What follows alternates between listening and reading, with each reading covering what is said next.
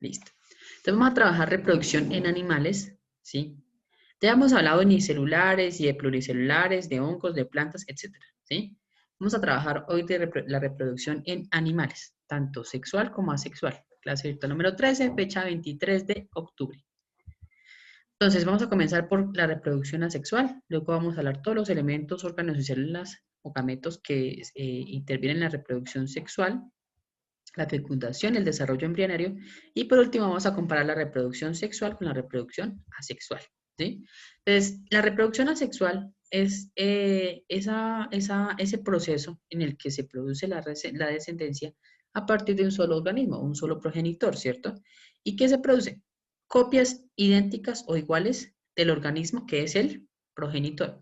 Entonces ahí está la fisión binaria, que eso ya lo vimos de unicelulares, pero nos interesa tanto la gemación como la fragmentación y la partenogénesis, ¿sí? Entonces, la fragmentación es muy vista en estos amigos que se llaman planarias y en esos que se llaman como estrellas de mar, ¿sí? Esas estrellas de mar, esas estrellitas de mar o estas planarias, ¿sí? O se puede separar una parte de ellas, ¿sí? Y de esa parte, o primero, esa parte la pueden regenerar. En este caso, por ejemplo, la estrella de mar está regenerando o regeneró su bracito que perdió y a partir de su brazo se forma un nuevo individuo. Ese nuevo individuo va a ser idéntico a la estrella de mar original o el progenitor. Igual pasa con la planaria. Si se dan cuenta que, miren, pues pueden romperse en partecitas y se pueden originar nuevos individuos de esas partes que hacían parte, perdón, valga la redundancia, del progenitor. ¿Sí? Entonces, a partir de fragmentos, se llama fragmentación, a partir de fragmentos se pueden desarrollar nuevos individuos, totalmente iguales al progenitor. También sucede mucho en corales, en esponjas, como Bob Esponja, ¿sí? Y otro, la gemación. Esta ya la hemos visto en unicelulares, pero en este caso solamente se forman ¿qué? Yemas, o sea, un organismo pequeñito, y esa yema va creciendo y cuando ya está totalmente adulta, entonces se puede separar del progenitor, ¿sí? Ocurre en algunos animales como por ejemplo la hidra, que es la que estamos viendo acá, ¿sí? La partenogénesis es una forma de reproducción asexual en la que el embrión se desarrolla de una célula que no ha sido fecundada, ¿sí? Entonces, sucede mucho en las abejas y en algunos anfibios y en algunos reptiles, ¿sí? Aquí tengo entonces voy a explicar qué es la partenogénesis. Entonces, tenemos de una célula somática de la hembra, ¿sí? Y se producen los gametos. Por medio sí se producen los gametos, ¿sí? De ese gameto que no ha sido fecundado se produce un nuevo individuo, que en este caso son los machos que están dentro de la colmena, ¿sí? Si hay unión de los gametos, tanto machos como las hembras, entonces hay fecundación y se producen las hembras. Pero todos los machos están o son producto de la forma, perdón, se producen a partir del gameto de la hembra o de los óvulos, por así decirlo. En algunos anfibios y en algunos reptiles también sucede la partenogénesis. Solamente las hembras, a partir de su óvulo, dan origen a nuevos individuos, ¿sí? Y son idénticos a ellas, ¿ok? Con respecto a la reproducción sexual en los animales, entonces tiene varios elementos, ¿sí? Entonces, se tiene que tener en cuenta los aparatos reproductores, los órganos, ¿sí? Tanto primarios como accesorios, y también se tiene que tener en cuenta tanto la fecundación como el desarrollo embrionario, ¿sí? Aparatos reproductores son los que forman o dan origen a las células reproductoras. Los órganos los podemos conocer como, por ejemplo, las gónadas, tanto masculinas como femeninas. En el caso de los mamíferos, testículos. Y en el caso de los machos. Y en el caso de las hembras, los ovarios. ¿Mm? Y bueno, ya los órganos copuladores y las vías genitales, todo eso hacen parte de los órganos sexuales accesorios, ¿sí? Entonces, estos son los que nosotros conocemos, tanto el hombre como la mujer. Sin embargo, varios o todos los animales, ¿cierto? Cuentan con aparatos reproductores masculinos y aparatos reproductores femeninos. Obviamente que pueden variar su complejidad, ¿sí? Algunos organismos, por ejemplo, no se definen como masculinos o femeninos, sino pueden ser hermafroditas, perdón. Entonces, ahora, hablamos de los órganos o el aparato, y ellos dan origen a los gametos o a las células sexuales, ¿cierto?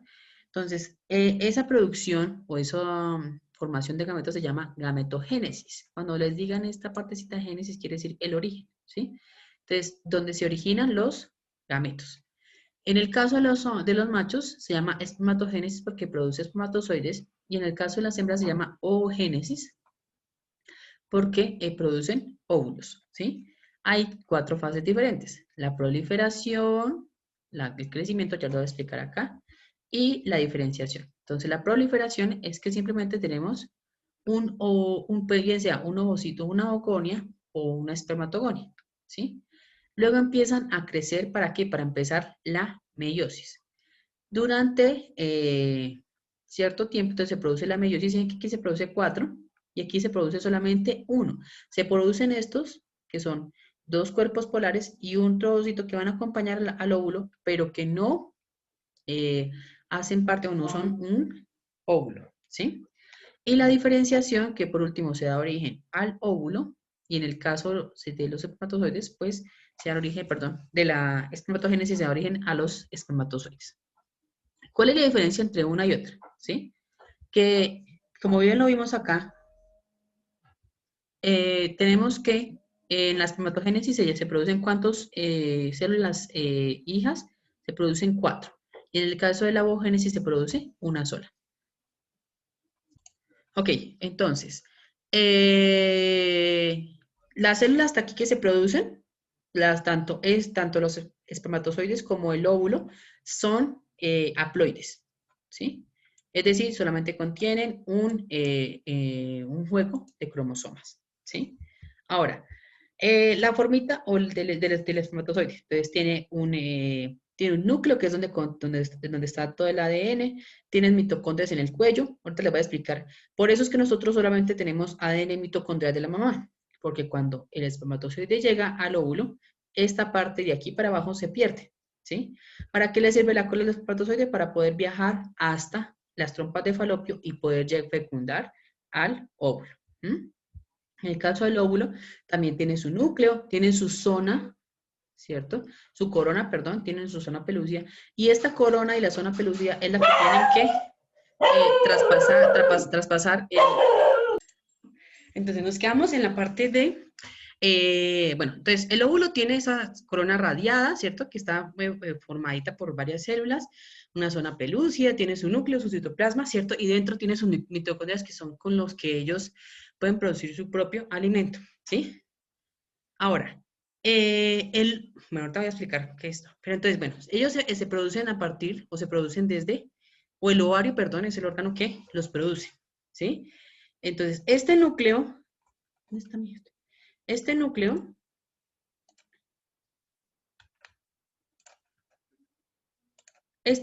este que está acá, ¿cierto? Es el que se va a unir con este núcleo de acá. ¿Listo? Se van a fusionar, para que me acuerde.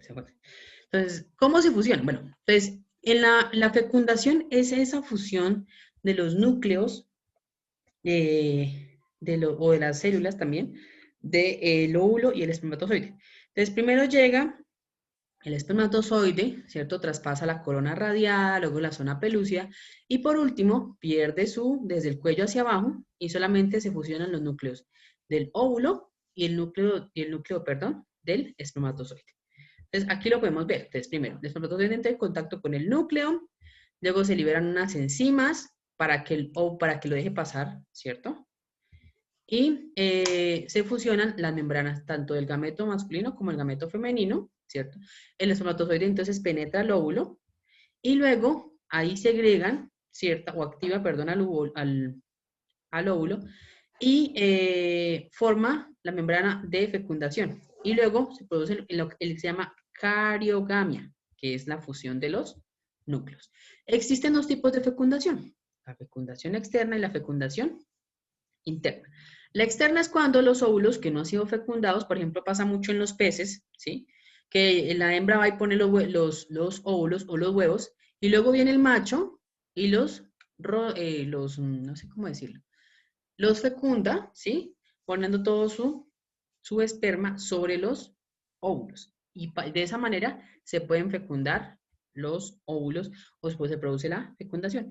Y la interna, que es cuando ya existen órganos copuladores, ¿sí? En varios invertebrados o en los invertebrados, en las aves, en los reptiles y en todos los mamíferos existe un órgano copulador y ese órgano copulador es el que introduce los espermatozoides en las vías genitales femeninas y es ahí donde se produce la fecundación. Entonces, la fecundación, perdón, ya hablamos de la fecundación. Ahora, el desarrollo, ¿sí? Que es lo que estoy hablando de cuando pasa del ser cigoto a un embrión, a un feto, etcétera. Entonces, puede ser ovíparo, puede ser vivíparo o puede ser ovovivíparo, ¿sí? Ovípara cuando los huevos pueden ser, ya, así se acuerdan que les dije que pueden ser fecundados o, no, o pueden ser sin fecundar, como en el caso de los huevos que nos comemos nosotros todos los días, ¿sí? Entonces, sucede en donde? En aves, en peces, en reptiles y en anfibios. Los huevos crecen fuera de la madre o fuera del padre, ¿sí? En la vivíparo, el embrión se desarrolla todo el tiempo en el interior del cuerpo materno, específicamente ¿en dónde? En el útero, y se alimenta ¿de dónde fue que me nos dijeron mis amigos por ahí? De la Cordón placenta. umbilical. Por el cordón umbilical, en la placenta específica, o por la placenta, ¿sí? Todos los mamíferos son vivíparos, todos, ¿sí? Creo que hay una excepción, pero no, pero ahorita lo vamos a hablar. Ahora, existen los ovovivíparos, ¿sí? Que es luego de que se produce la fecundación, que ya es interna, entonces ya los embriones que están en su huevito ya pueden desarrollarse igual en el cuerpo materno, pero no están dentro de un útero o dentro de una cavidad dentro de la mamá, sino están en el huevo, en la cavidad donde la mamá los tiene, ¿sí? Sin embargo, mire, algunos tiburones o los peces cartilaginosos, anfibios, reptiles y el ornitorrinco, que es un mamífero. Por eso les dije que aquí que no todos los mamíferos, porque hay una excepción que es el amigo ornitorrinco, ¿sí? El desarrollo embrionario tiene tres fases diferentes: la segmentación, la gastrulación y la organogénesis. Esta la voy a pasar rápidamente. ¿Qué significa segmentación? Segmentación significa que a partir de la célula o del cigoto, ¿cierto? Se empiezan a generar divisiones celulares mitóticas y como a crecer, por así decirlo, ¿sí? Entonces ya el embrión se convierte en una mórula, luego en un blastómero, ahorita la vamos a ver antes. La célula empieza a dividirse, ¿sí se dan cuenta que empieza a dividirse? Se forman blastómeros, luego una mórula, ¿sí? Luego una blástula. Eso segmentación significa que está dividiéndose como en partes más pequeñas. ¿Para qué? Para dar origen al resto de tejidos. Luego entonces comienza la producción de un plan corporal, ¿sí?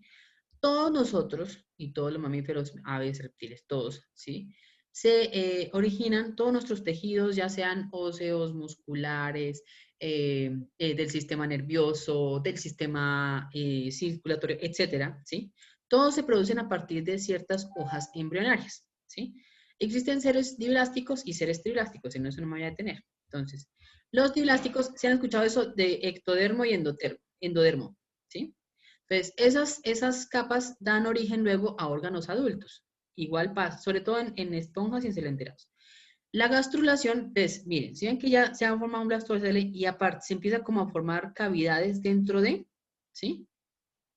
Entonces, todos nosotros o todos los embriones empiezan a formarse desde esas hojas embrionarias y luego comienza, a esto no me voy a detener, a formarse los órganos a partir de esas hojas embrionarias que nosotros vimos. Entonces, por ejemplo, a partir del ectodermo se forma la epidermis, ecto significa de afuera, epidermis y los órganos que son como los pelos, las plumas, etc. También una parte del tejido nervioso y algunas células receptoras de los órganos sensoriales. Del endodermo, ¿sí? Se originan tanto el epitelio que recubre al tubo digestivo, la parte de los órganos respiratorios, las glándulas, las vejigas, ¿sí?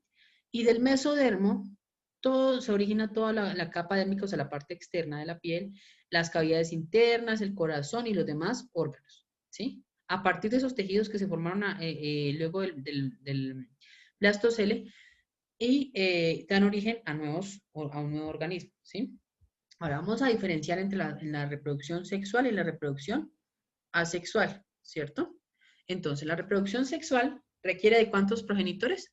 2 progenitores. La sexual solamente de uno, ¿sí?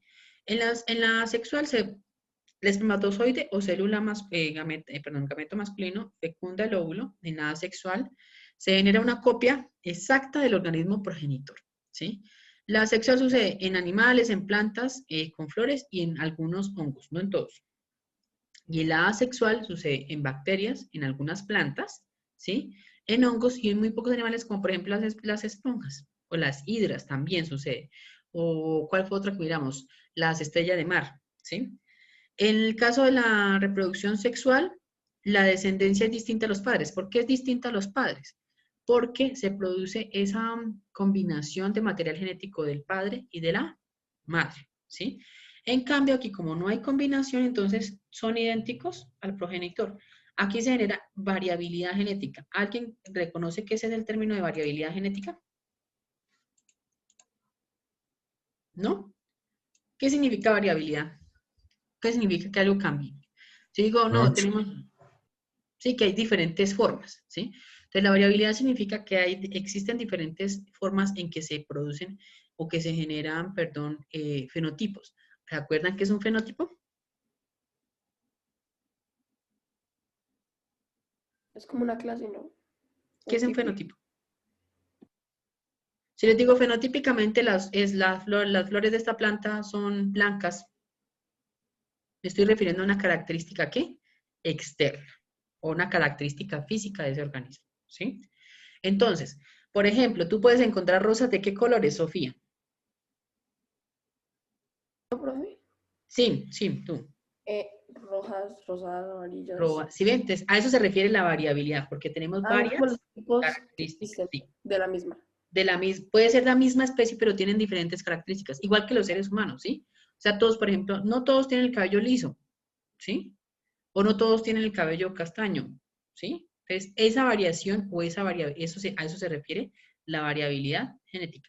Y en cambio aquí, y además es mucho más lenta la reproducción sexual que la reproducción asexual, ¿sí?